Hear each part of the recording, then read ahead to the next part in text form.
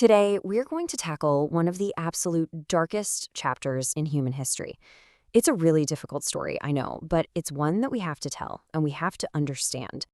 And this is the question at the heart of it all. How does this happen? It's not just about one man. It's about how hate, how fear, and how just looking the other way can become weapons, deadlier than any army. So let's start to unravel this painful, complex story. 6 million. Before we get into the how or the why, we just have to sit with this number for a moment. 6 million Jewish lives were systematically murdered, and that's alongside millions of others. Roma people, communists, people with disabilities, all targeted by this unimaginable machine of destruction. To really understand how this was even possible, we have to go back. I mean, way back. Before he was the Führer, before the war. The story, believe it or not, starts with a pretty ordinary ambition, a shattered dream. Okay, so look at this. On one side, you have the dream of a young Adolf Hitler. He moves to Vienna at 18 to become a famous painter. But on the other side, reality hits. The Academy of Fine Arts rejects him. Twice. And this humiliation just sends him into a tailspin. He goes from dreaming of being in art galleries to literally living in homeless shelters, selling postcards on the street just to get by. Every rejection, every failure, it just built up, festering inside him. So Hitler's feeling alone, humiliated. And into that vacuum rushes a whole set of really dangerous ideas. See, Vienna back then wasn't just the city of music and art. It was a boiling cauldron of social tension. And it gave him the perfect story to explain away his own failures. In this city, he just soaked it all in. Anti-Semitic newspapers and pamphlets were everywhere. He watched populist politicians like the mayor, Karl Lueger, openly weaponize hatred to win votes. And he got exposed to these bizarre pseudoscientific theories about racial purity and a so-called Aryan race that was destined to rule. And this is the crucial turning point, right? Suddenly, his personal failures, they weren't his fault anymore. He had found a scapegoat. Now, fast forward. After serving in World War I, Hitler was just shattered by Germany's defeat. He couldn't accept that they'd lost on the battlefield. So he, along with a lot of other Germans, grabbed onto this powerful conspiracy theory, the stab in the back myth. It was a total lie. But in a nation that felt humiliated and traumatized, it was a simple, powerful explanation. And it became the blueprint for how he would use lies as a weapon. The trauma of the war didn't create Hitler, but it absolutely gave him his stage.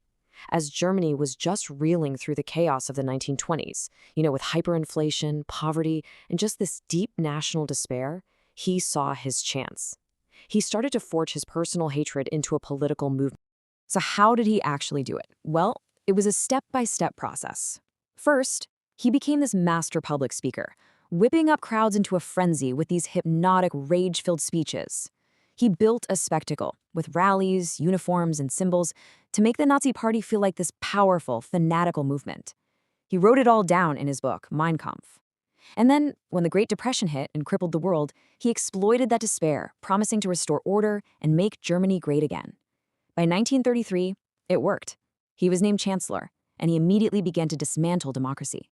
And once he had total power, everything changed. The hateful rhetoric wasn't just rhetoric anymore. It became the law of the land.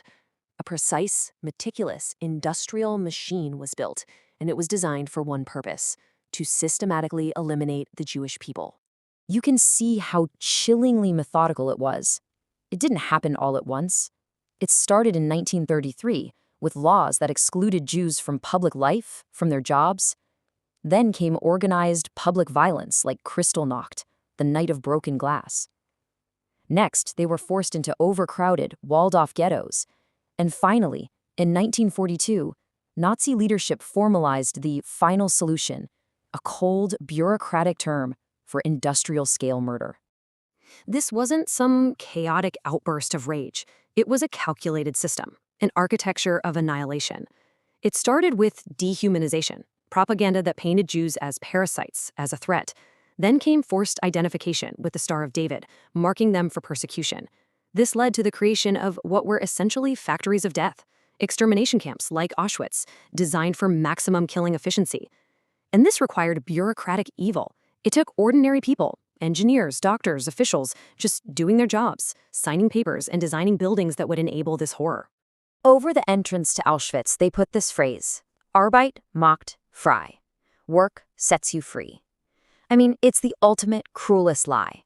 For most people who walked under that sign, work was just a slow death sentence, 14-hour days of brutal forced labor, until you collapsed and were sent to the gas chambers. So the war ends, the camps are liberated, and what the Allied soldiers found, it just defied human imagination. They found skeletal prisoners, mountains of corpses, ovens that were still warm.